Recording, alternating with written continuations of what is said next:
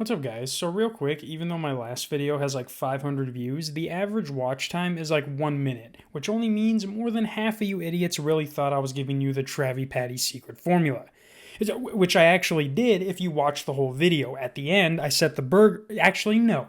Watch it yourself, idiots. But anyways, if you couldn't tell by the very straightforward title, I watched Cuties. And if you don't know what that is, pause this video and type in Cuties Netflix on any search engine and then come back if you're still in the mood. But I'm pretty sure most of you have at least heard about this movie. It first went viral on Twitter for the ridiculous description Netflix gave it. I don't remember exactly what it said, but it for sure wasn't something appropriate for a movie starring 11-year-olds. Now, I don't know if you've already seen other people talk about this. I have seen other videos about it, but they don't really show you anything. They're more just like, take my word for it. But me, I don't think that's enough. I think you have to see this to believe it. So disclaimer, if you get uncomfortable with seeing any stuff like this, I don't care. But basically, I'm just going to show you all the parts these videos are talking about and then talk about the director and why she made it. And don't worry, I'm not showing you anything illegal. This shit's on Netflix under trending. There is one part, though, that I'm pretty sure is illegal based on the research I've done, but we'll blur that part when I get to it, when we get to it.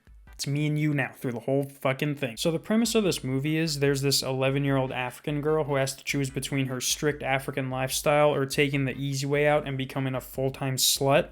Spoilers, it's a little of both. But like I said, I'm not going to bore you and go over the whole movie. I'm just going to show you the scenes that gave this movie its horrible stigma, even more so than that ridiculous description Netflix gave it. But anyway, so the first thing you're going to notice right away is how these girls dress. And it's not like, oh, hey, they dress kind of funny. It's like, oh, hey, yo, what the fuck? Like, yo, what is going on here, France? What kind of perverted nonsense are we looking at right now? Why didn't you arrest every single person who worked on this movie? I mean, look at how obvious they were being. These girls are dressed like the Google image results for cartoon prostitute. Why was this the wardrobe choice for a movie starring 11-year-olds?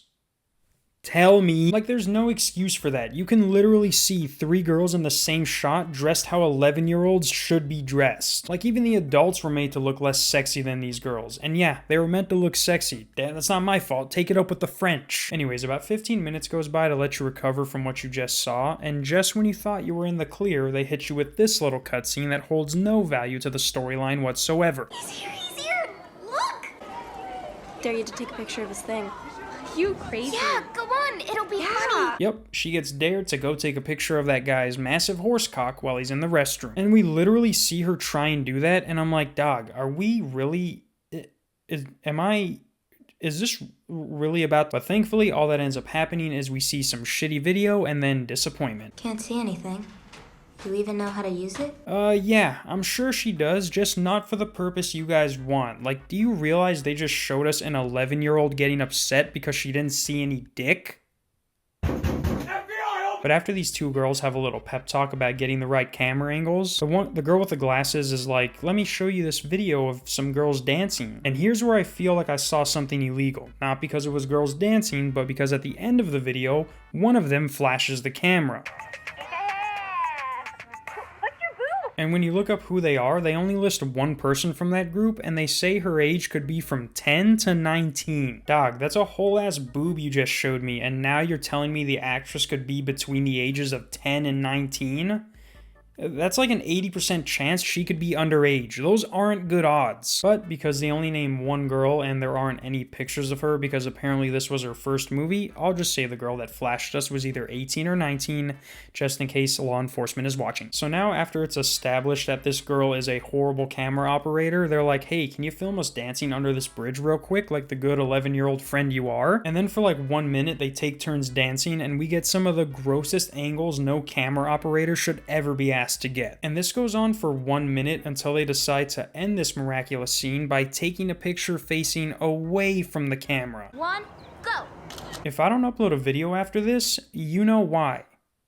I don't pay taxes. So now though, after the camera girl sees what her friends are all about, she starts studying on how to be more like them. And guess how she does that?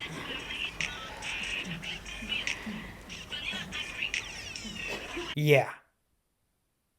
The next uncomfortable thing I had to witness were these girls trying to flirt with guys older than them, and when one of them says they're 11 and not 14, they get mad at her as if they were gonna fuck right then and there. Why'd you say we're 11? Yeah, stupid. How old are we?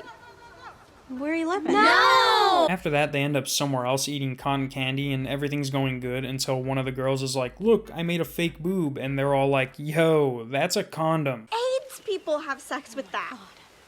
You're gonna get AIDS. Then for some reason, things got super serious. Like, I almost forgot what kind of movie this was because everyone's mood changed so quick. This is serious, Kumba. You touched a condom. That's so disgusting. But then it just cuts to them washing her mouth out with soap as if she didn't put the condom directly on her body. Like, you might as well have made this a shower scene if you were gonna have an 11-year-old girl play with a used condom. Then, to finish off this series of unfortunate events, they go on the chubby girl's laptop and start video chatting with the guy from the restroom. And instead of engaging in normal 11-year-old chit chat, they ask him two things. Do you like tits? Do you like Tits? And do you want to touch mine? You To touch mine? Easily the most cringeworthy moment of this movie. Or so you thought. So by now you get the point. You've seen what this movie has to offer. 11-year-old ass and some camera work that needs to be investigated by police. I will spare you though and not show you any more of these very questionable scenes, but in return, I will show you the worst one. Not to be confused with the cringeworthy one. Oh no, this one's much more illegal. But towards the end of the movie, there's this scene where one of the girls is getting bullied at school and they pull her pants down to where we see the girl's underwear and cheeks. Best I can put it. The video then ends up online, and the only way this girl could think of fixing the situation is by taking a picture of her French onion soup and uploading it to Instagram to show all these people, and I quote, "We are not little kids," says the 11-year-old. We want to show him we're not little kids, don't we? not like that. That's basically peak disgustingness when it comes to this movie. It's actually a pretty close tie between that and this weird-ass exorcism scene they do where this girl is getting splashed with water, then starts twerking the demons out of her like she was being possessed by fucking Cardi B. After everyone sees that picture she posted though, her friends are like, you made us look like sluts. And I'm like, yeah, your clothes haven't fit this entire movie by choice. She didn't make you look like anything. But yeah, guys, that's the movie. Like I said, I spared you from about 35 minutes of this shit. And even if I tried to put it into context, like, oh, they were dancing like this because of this, you'd still be like, yeah, I'm calling the cops. Like, there's so little of this movie that actually pertains to the storyline. Like, there's this one part where they kept saying to the girl, get ready for your dad's wedding, and we never even see the dad. We see a literal fucking ghost before we never see the dad. But basically, after watching this, I needed, not wanted, but needed to know who was responsible for this. I knew it was a French film, so that left me to France. Turns out, it was written and directed by this lady. Not at all what I expected, but at the same time, it kinda was. She also said the way she came up with the idea for this movie was that she saw the same kind of competition she shows in her movie and was like, I want to make a movie on this because that's not remotely disgusting whatsoever. Like, she tries and justifies the scenes I showed you by saying, what is it? Oh, I wanted to show how young girls need to be hypersexualized on social media to get famous. And I'm like, did you need to relay that message with actual children? That's like making a PSA about not smoking meth with somebody who just smoked meth. Yeah, it might work with a cigarette commercial, but no one needs to know how bad meth is from somebody who just used it. Like, not only did actual human beings approve that summary that Netflix first gave the movie, but actual human beings were like, you know what? This would be a good add-on to the Netflix family. Like, no. Maybe R. Kelly's family, but not one that I'm a paying member of.